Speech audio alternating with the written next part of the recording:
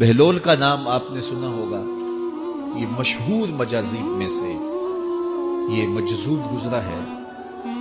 دریائے دجلہ کے کنارے اکثر گھومتا رہتا تھا اور اس کی ادائیں نرالی تھی۔ مجذوبوں کے رنگ اپنے ہوتے ہیں، سادیہ نزدیک رائے عاشقاں، خلق مجنو نندو مجنو آ کے لست۔ تو لوگ انہیں بے وقوف کہتی ہے، لیکن اہل عقل اور اہل تصوف انہیں دانا کہتے ہیں۔ اس لیے بہلول دیوانہ کہا جاتا تھا، لیکن بہلول دانا کہتے ہیں اہل خرد۔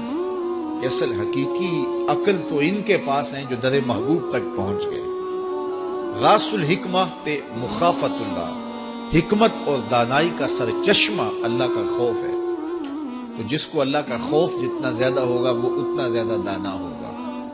تو یہ لوگ اسی راستے کے مسافر ہوتے ہیں، اور کسی تجلی کے وفور سے شیشہ عقل ٹوٹ جاتا ہے تو پھر ان کی کچھ حرکتیں غیر مرتب ہو جاتی ہیں، تو لوگ سمجھتے ہیں یہ دیوانے ہو گئے ہیں۔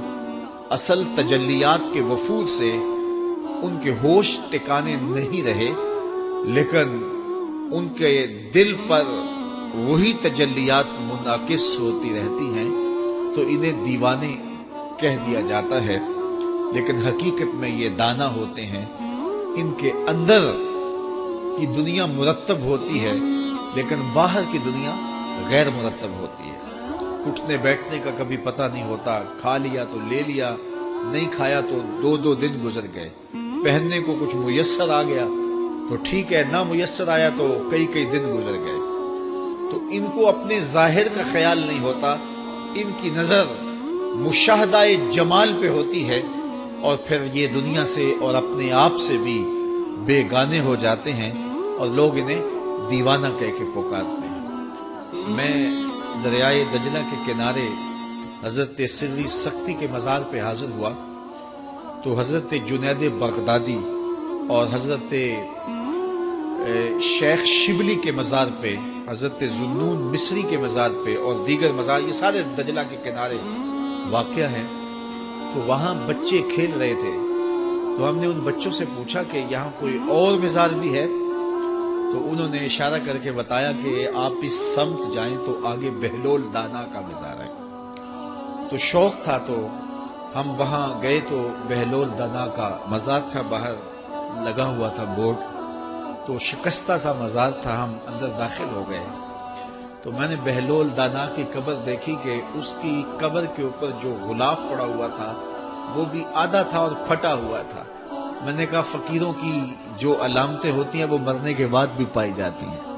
آج بھی مجذوبیت کا رنگ اس کی قبر پہ نمایاں ہے، اور میں نے دوستوں کو کہا جو میرے ساتھ تھے، میں نے کہا دیکھو کو جو ہوتے ہیں نا مجذوب، بعض کا کپڑے بھی واجبی ہوتے ہیں ان کے اوپر، تو یہ دیکھیے کہ اس کا غلاف بھی جو ہے وہ آدھا ہے اور وہ بھی جگہ جگہ سے پھٹا ہوا ہے، تو اس کی قبر بھی اس کے جذب کی کہانی سنا رہی ہے۔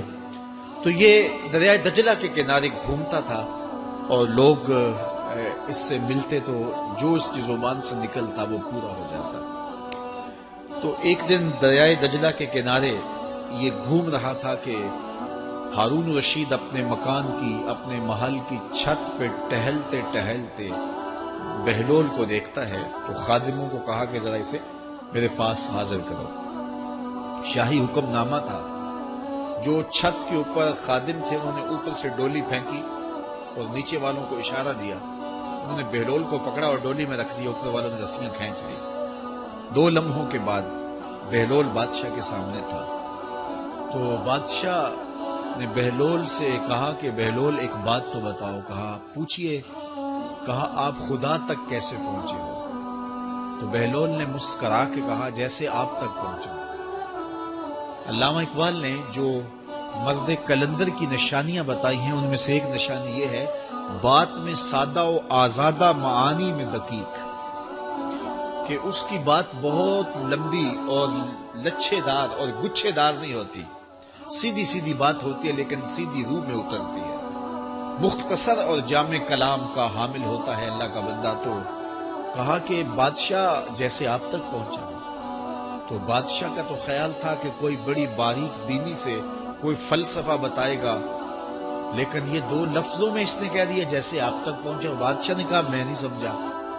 کہا بات تو سادہ سی ہے، تیری عقل میں نہ آئے تو میں کیا کر سکتا ہوں؟ کہا حضرت آپ سمجھا دیجئے۔ تو بہلول نے کہا کہ حضرت میں خود آنا چاہتا تو دیوان خانے میں جاتا، درخواست لکھ کے لے جاتا، پھر جمع ہوتی، پھر کئی واسطوں سے ہوتے ہوئے آپ تک پہنچتی، آپ پھر مجھے وقت دیتے ملاقات کا، 6 ماہ بعد، سال بعد۔ اس وقت پہ میں تیار ہو کے ملاقات کرنے آتا، آپ کے کوئی شاہی مہمان آ جاتے تو پھر ملاقات منسوخ ہو جاتی، پھر بھی آپ کی مرضی ملاقات ہوتی نہ ہوتی، میں چاہتا تو مہینے سال لگ جاتے، لیکن ملاقات پھر بھی آپ کی مرضی پہ، اور جب آپ نے چاہا ہے تو 2 گھڑیاں بھی نہیں لگی۔ تو کہا بندہ چاہے تو کروڑوں سال بھی بیت جائیں، اس کے قرب کی کوئی انتہا نہیں ہے، لیکن جب وہ چاہے تو 2 گھڑیاں بھی نہیں لگتی۔ مانا کہ محبت کے سفر میں ہر گام پہ 100 مشکل ہے، لیکن یہ سفر آسان بھی ہے اگر ساتھ تمہارا ہو جائے۔ تو کہا کہ قل ان کنتم تحبون اللہ فاتبعونی یحببکم اللہ، کہ اگر تم اللہ سے محبت کرتے ہو تو آسان طریقہ تمہیں بتا دیتے ہیں، میرے محبوب کی چوکھٹ پہ آ جاؤ، اللہ اکبر، جس کو تم ڈھونڈنے نکلے تھے وہ تمہیں وہاں مل جائے گا، اور تم اس سے محبت کا دعویٰ رکھتے تھے وہ تم سے محبت کا دعویٰ کرے گا، اور پھر جب تم اس کے محبوب ہو جاؤ گے تو پھر جو تم کہو گے وہ کیوں نہیں ہوگا، کیونکہ محبوبوں کی تو بات مانی جاتی ہے۔ یہ نظام الدین اولیاء علیہ رحمہ کو محبوب الہی کہتے ہیں نا، ان کا واقعہ بھی علماء نے یہ لکھا ہے، صوفیاء نے، کہ ان کے شیخ حضرت بابا فرید الدین گنج شکر رحمۃ اللہ تعالی علیہ ایک دن موج میں آ گئے اور کہا کہ نظام الدین محب بنو گے یا محبوب بنو گے؟ تو یہ بڑی خدمت کرتے تھے اپنی شیخ کی، تو کہا کہ محب بنو گے یا محبوب؟ تو کہا حضرت اگر اجازت ہو تو اپنی ماں کو نہ پوچھا۔ اللہ اکبر، ان لوگوں کی مائیں بھی تو صاحب حال ہوا کرتی تھی۔ تو کہا کہ اگر اجازت ہو تو اپنی ماں کو نہ پوچھاؤں کہ محب بننا ہے یا محبوب بننا ہے؟ کہا جاؤ تمہیں اجازت ہے۔ تو گھر کی طرف روانہ ہوئے، 1 دن کا سفر کیا، راستے میں ایک فقیر تھا مجذوب جو راستے میں بیٹھا تھا، حالت اس کی عجیب سی تھی، تو یہ سلام کر کے گزرنے لگے تو وہ مسکرا کے بولا محب بنو گے یا محبوب؟ تو حیرت زدہ ہو گئے کہ اسے کیسے پتا چل گیا، یہ تو میرے شیخ کا اور میرا راز ہے۔ تو رک گئے، کہا کہ حضرت اگر آپ بتا دیں تو بہت اچھا ہو۔ کہا نہیں نہیں، ماں سے پوچھو، جو وہ بتائے گی وہی بن جانا، اور اگر ماں نے نہ بتایا تو کل آ جانا، اسی وقت یہاں ملاقات ہوگی، پھر میں بتا دوں گا۔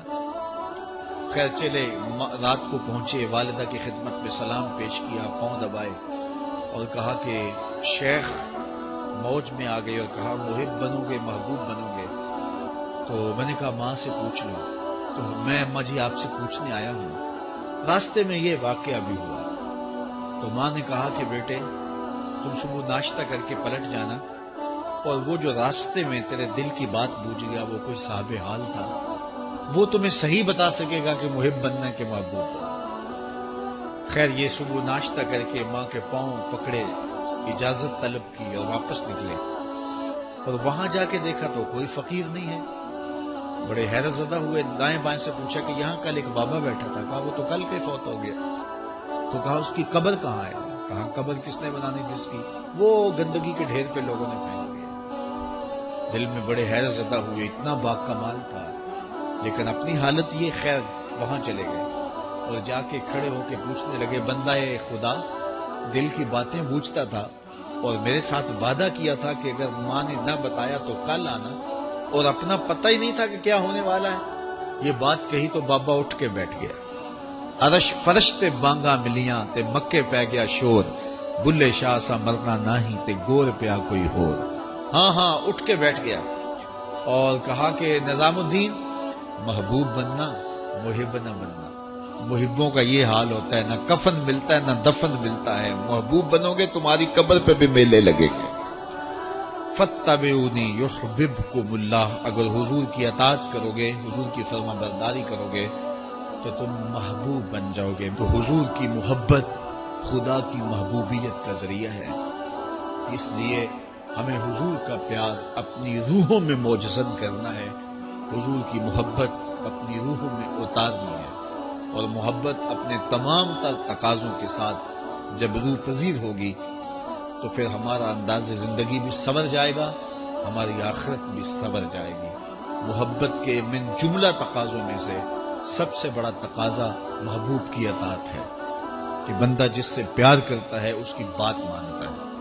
یہ ہے دعوی محبت کا ثبوت، اس کی دلیل۔ اور حضور کے صحابہ کی زندگیاں دیکھیے کہ انہوں نے